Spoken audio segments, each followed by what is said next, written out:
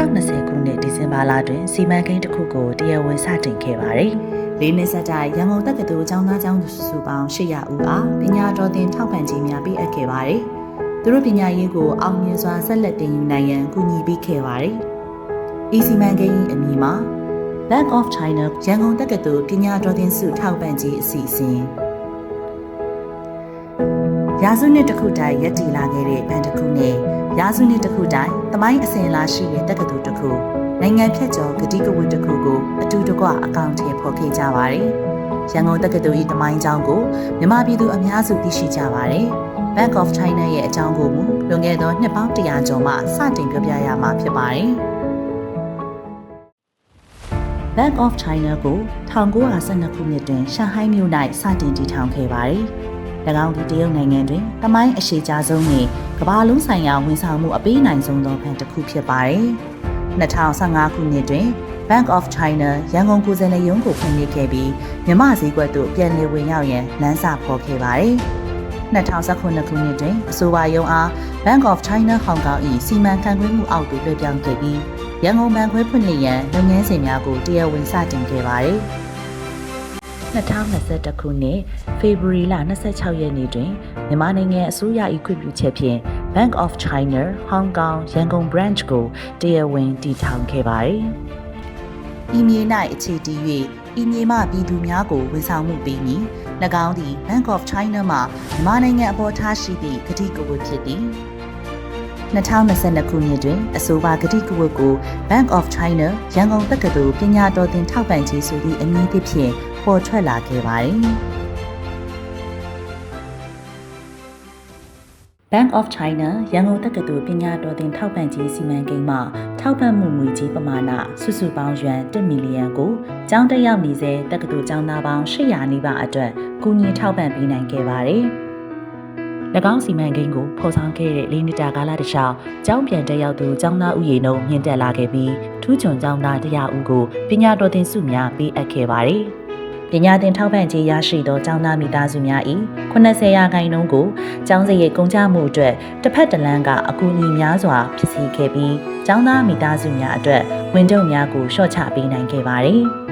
စီမံကိန်းအဖွဲ့ကကျောင်းသားများကိုရီကိုသွေးမြင့်မားစေရန်စွမ်းဆောင်ရည်မြင့်တင်ခြင်းလှုပ်ရှားမှုများကို3ကြိမ်တိုင်လှုပ်ဆောင်ခဲ့ပြီးပညာသင်ထောက်ပံ့ကြေးရရှိသောကျောင်းသားဦးရေ40%ရဲ့ဖြစ်ထွန်းမှုကိုပံ့ပိုးပေးခဲ့ပါတယ်။၄နှစ်အတွင်းအလုတ်တင်ကာလ2ကြိမ်စီစဉ်ပြုလုပ်ပြီးက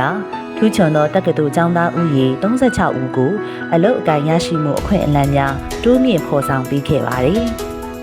၎င်းစီမံကိန်းသည်ကျောင်းသားမိသားစု90%ကျော်ရဲ့စိတ်ကျေနပ်အားရမှုရရှိပြီးပညာသင်ထောက်ပံ့ကြေးရရှိသောကျောင်းသားဦးရေ95%ကျော်မှာတရုတ်နိုင်ငံအကြောင်းကိုပုံမူသိရှိလိုတဲ့စိတ်အားထက်သန်မှုနဲ့ကျောင်းသားဦးရေ60%ကျော်ကတရုတ်ဘာသာစကားလေ့လာသင်ယူလိုတဲ့စိတ်ဆန္ဒများကိုတွေ့ရှိခဲ့ရပါတယ်။၎င်းစီမံကိန်းသည်တက္ကသိုလ်ကျောင်းသားများအတွက်ပညာရေးဆုံးခန်းတိုင်အောင်ပံ့ပိုးပေးခြင်းသာမကအလုပ်အကိုင်ရရှိစေရန်အခွင့်အလမ်းများနဲ့မြန်မာပြည်တွင်ထူးချွန်လူစွမ်းအားအရင်းအမြစ်ပြိုးထောင်မှုအတွက်လည်းပံ့ပိုးပေးနိုင်ခဲ့ပါတယ်။ Bank of China ရန်ကုန်တက္ကသိုလ်ပညာတော်သင်ထောက်ပံ့ကြေးစီမံကိန်းသည်၄နှစ်တာကာလအတွင်းမြန်မာနိုင်ငံဆိုင်ရာတရုတ်တန်ယုံပညာရေးဝန်ကြီးဌာနနှင့်မြန်မာနိုင်ငံတော်ဗဟိုဘဏ်Bank of China Hong Kong စီမံခန့်ခွဲမှုအဖွဲ့တို့၏အားတက်သရောပံ့ပိုးကူညီမှုများကိုရရှိခဲ့ပါတယ်။ Bank of China ရန်ကုန်ဘဏ်ခွဲနှင့်တရုတ်ကျေးလက်ဒေသဖွံ့ဖြိုးတိုးတက်ရေးဖောင်ဒေးရှင်း CFRD တို့ပူးပေါင်းဆောင်ရွက်မှုကြောင့်ပညာတော်သင်ထောက်ပံ့ကြေးတိုက်ပြီးလိုအပ်သူများထံအမှန်တကယ်ရောက်ရှိစေခဲ့ပါတယ်။ဒါကြောင့်၎င်းစီမံကိန်းသည်သက်ဆိုင်ရာအာဏာပိုင်များလုပ်ငန်းရှင်များနှင့်ကျောင်းသားကျောင်းသူများ၏ချီးကျူးမှုကိုရရှိခဲ့ပြီးမြန်မာနိုင်ငံရှိတရုတ်လုပ်ငန်းရှင်များ၏ CSR လုပ်ငန်းများတွင်စံနမူနာပြစီမံကိန်းတစ်ခုဖြစ်လာခဲ့ပါတယ်။ကိန်းဂဏန်းများနှင့်အတိမတ်ပြုမှုများ၏နောက်ွယ်တွင်ပံ့ပိုးကူညီမှုရရှိခဲ့သည့်ဘဝပေါင်းများစွာရှိနေပါတယ်။ Bank of China ၏ပညာတော်သင်ထောက်ပံ့ကြေးကြောင့်၎င်းတို့၏ဘဝများသည်ထူးခြားသောအရာအသွေးများဖြင့်တောက်ပလာခဲ့ပါတယ်။ As for me, I first learned about this scholarship in my first year through the Student Affairs Office. There were scholarship opportunities available and we could apply if we are interested. So I decided to give it a try, went through the interview, and the very next day I got the good news that I've been selected as a scholar. Since then, I'll be using the scholarship to support my studies and make the most of my education. ကျွန်တော်အဲ့ဒီဟာကိုရလိုက်တဲ့အတွက်ကြောင့်မလို့အတိုင်းမသိပြောလို့မိပြပြရှိမိပါရဲ့ခင်ဗျာကျွန်တော်အတွက်မင်းနိုင်တဲ့အရာတစ်ခုလို့လည်းဆိုချင်ပါတယ်ငွေကြေးဆိုင်ရာထောက်ပံ့ပေးတဲ့အတွက်ကြောင့်မလို့ကျွန်တော်တို့ရဲ့ပညာသင်နေတဲ့ကျောင်းသားကျောင်းသူတွေအနေနဲ့စာအုပ်ဖိုးတွေအဆောင်စည်းတွေအဆောင်စိတ်တွေနောက်ပြီးကြရင်နေထိုင်ခွင့်စိတ်တွေအများကြီးကိုထောက်ပံ့ပေးနေပါတယ်ခင်ဗျာ ငွေကြေးထောက်ပံ့မှုတာမကပဲကျွန်တော်တို့တက္ကသိုလ်မှာပညာသင်ကြားခဲ့တဲ့ပညာတွေကိုစာတွေ့တာမကလက်တွေ့လုပ်ငန်းခွင်မှာပါအသုံးချနိုင်အောင်လို့ဒီလိုမျိုး internship program တွေစီစဉ်ပေးခဲ့တဲ့အတွက်ဒီ POC scholarship ကတကယ်ကိုထောက်ကူပြုတဲ့ပညာသင်ဆုတစ်ခုပဲဖြစ်ပါတယ်ဗျ Bank of China ရန်ကုန်တက္ကသိုလ်ပညာတော်သင်ထောက်ပံ့ခြင်းမှတစဉ်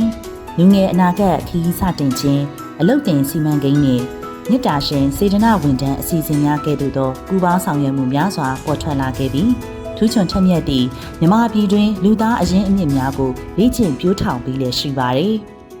DPUC မှာလုပ်ရတဲ့ internship ကာလအတွင်းမှာအမှတ်အရဆုံးကိုပြောပါဆိုလို့ရှိရင်တော့ပထမဆုံးနေ့အတွေ့အကြုံပဲဖြစ်ပါတယ်ဒီ first impression မှာဒီရုံရအရန်ကိုကျဲလဲကျဲတယ်လှလဲလှတယ်တန်ရှင်းပြီးတော့ senior အကူအမတွေကလည်းပထမဆုံးနေ့မှာနွေ့နွေ့တွေ့ကြိုဆိုပေးကြတယ်အလုပ်ကိုသင်ပေးရဲ့အချိန်မှာလည်းစိတ်ရှိလက်ရှိနဲ့တခြားသင်ပေးရဲ့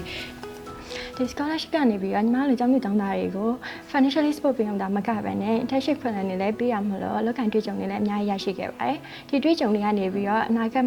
အလုပ်ကိုင်ဖွင့်လိုက်တဲ့အတွက်အများကြီးအထောက်အကူဖြစ်မယ်လို့ယုံကြည်ပါတယ်ရှင်ပထမဆုံးနေ့ဆိုတော့အလုပ်မှာအဆင်ပြေမှာရောစိုးရိမ်မှုတွေအများများနေခဲ့ပါတယ်ရှင်အဲ့ဒီအချိန်မှာအလုပ်က senior ကိုအမတွေကနေပြီးတော့အကူအညီတွေလည်းအများကြီးပေးရဲ့အပြင်နွေ့နွေ့ထွေးထွေးကြိုဆိုပေးကြလို့အရန်ကိုပဲအကူအညီဖြစ်စေခဲ့ပါတယ် POC ကို internship အနေနဲ့စတင်ရောက်လာတဲ့အချိန်မှာဆိုလို့ရှိရင်ကြတော့ဒီ Unilife မှာသင်ကြားခဲ့ရတဲ့အရာတွေနဲ့မကဘူးပေါ့နော်ဒီ internship မှာရရှိလာတဲ့ပေါ့နော်လုပ်ငန်းတွင်းမှာလေ့လာသင်ယူနိုင်စွမ်းနေworking experience တွေအကုန်လုံးနဲ့ပေါင်းစပ်လိုက်တဲ့အချိန်မှာဆိုလို့ရှိရင်တော့ကျမအတွက်အရန်ကိုမှပေါ့နော်တမှုဖြတ်လို့မရနိုင်တဲ့အရာတစ်ခုဖြစ်လာခဲ့ပါတယ်ရှင် POC ရဲ့ UCLA internship program မှာဆိုရင်ကျမကျောင်းမှာသင်ခဲ့ရတဲ့ legal study ကဘလောက်ရေးပါလဲဆိုတာသိရပြီးတော့ကျမတို့လည်းလုပ်ငန်းခွင်မှာအများကြီးထောက်ကူဖြစ်တယ်လို့ခံစားရပါတယ်။ဥပမာအနေနဲ့ပြောမယ်ဆိုရင်ကျောင်းမှာသင်ခဲ့ရတဲ့ banking နဲ့ပတ်သက်တဲ့ law တွေ AML ရဲ့အယူအဆတွေကိုလက်တွေ့လုပ်ငန်းခွင်မှာအသုံးချရဖြစ်တဲ့အတွက်ကြောင့်မလို့ကျမအတွက်အလုံးနဲ့လည်းပိုရင်းနှီးစေပြီးတော့မှဒီ legal ပြင်ရဲ့လုပ်ငန်းတွေမှာလည်းအခြေခံကောင်းကောင်းနဲ့ဆောင်ရွက်ပေးနိုင်ပါတယ်။也是我会筹备运用我在学校所学的专业知识。竭尽全力为团队贡献力量，谢谢。မြန်မာပညာရေးလောကရဲ့ပြရုပ်ဖြစ်တဲ့ရန်ကုန်တက္ကသိုလ်ကိုတည်ထောင်ခဲ့တာနှစ်ပေါင်း100ကျော်ပြီဖြစ်ပါတယ်။မြန်မာနိုင်ငံမှာသမိုင်းအရှိကြဆုံးနဲ့အထင်ရှားဆုံးသောအစိုးရတက္ကသိုလ်ဖြစ်ပါတယ်။နှစ်ပေါင်း100ကျော်အတွင်းလူအဖွဲ့အစည်းတွေထူးချွန်ထက်မြက်သူပညာရှင်ပေါင်းများစွာကိုဝေထုတ်ပေးခဲ့ပါတယ်။အခု Bank of China ရန်ကုန်တက္ကသိုလ်ပညာတော်သင်ထောက်ပံ့ကြေးသည်လည်းဤတက္ကသိုလ်ဝင်းအတွင်း၌၄နှစ်တာကာလကိုထပ်တန်းခဲ့ပြီးဖြစ်ပါတယ်။ရန်ကုန်တက္ကသိုလ်မှာထူးချွန်ကျောင်းသူကျောင်းသားတွေကိုအတိအမှတ်ပြုပြီးတော့ပညာသင်ဆုချင်းမြင့်ပေးခဲ့တဲ့အတွက်ကြောင့်ဒီကျောင်းသားတွေရဲ့ကြိုးစားလို့စိတ်ကိုပို့ပြီးတော့အားပေးချီးမြှင့်ရရောက်တဲ့အတွက်ကြောင့်ကျောင်းသားတွေကပို့ပြီးတော့ကြိုးစားလို့စိတ်တွေဖြစ်လာတဲ့အတွက်ကျေးဇူးအများကြီးတင်ပါတယ်။နောက်ပညာသင်ထောက်ပံ့ခြင်းချီးမြှင့်တဲ့ကလေးတွေကလည်းပဲသူတို့ရဲ့မိဘတွေရဲ့ဝန်တော့ဝန်ပိုးတွေကိုရောပါစေပြီးတော့သူပညာသင်ကြားရမှာအထောက်အကူဖြစ်စေတဲ့အတွက်ကျောင်းသူကျောင်းသားတွေရဲ့ကျောင်းထွက်နှုန်းတွေလည်းရောကြပြီးတော့များစွာအထောက်အကူပြုတဲ့အတွက်ကြောင့် BOC Scholarship Program ကိုရန်ကုန်တက္ကသိုလ်အနေနဲ့များစွာကျေးဇူးတင်ကြောင်းပြောကြားလိုပါတယ်ရှင်ကျေးဇူးတင်ပါတယ်နောက်အနာဂတ်တွင်လည်းရန်ကုန်ဘဏ်ခွဲအနေဖြင့် Bank of China ဟောင်ကောင်ဌာနချုပ်၏ပံ့ပိုးမှုဖြင့်ပညာရေးနှင့်လူမှုရေးလုပ်ငန်းများတွင်ဆက်လက်ရင်းနှီးမြှုပ်နှံသွားမည်ဖြစ်ပါတယ်။ပညာတော်သင်ထောက်ပံ့ခြင်းစီမံကိန်းများကိုဆက်လက်လှုပ်ဆောင်သွားမည်အပြင်တက္ကသိုလ်နှင့်ဘာသာရပ်နယ်ပယ်များကိုတိုးချဲ့ခြင်းတရုတ်ဘာသာစကားသင်တန်းများထည့်သွင်းခြင်းဖြင့် Bank of China Scholarship Plus ကိုဖော်ဆောင်သွားမှာဖြစ်ပါတယ်။ဒါအပြင်မြန်မာနိုင်ငံများ၏ဖွံ့ဖြိုးတိုးတက်ရေးနှစ်နိုင်ငံဗဏ္ဍာရေးနှင့်စီးပွားရေးပူးပေါင်းဆောင်ရွက်မှုများအတွက်မြစ်တာနှင့်တာဝန်သိမှုများဖြင့်ဆက်လက်တွဲသွားမှာဖြစ်ပါတယ်။ Thank you, Bank of China. Bank of China ကိုကျေးဇူးတင်ပါတယ် Thank you, Bank of China. Thank you Bank of China Thank you, Bank of China. My future is not just a dream. My future is not just a dream. My future isn't just a dream, and I promise to do this kindness forward.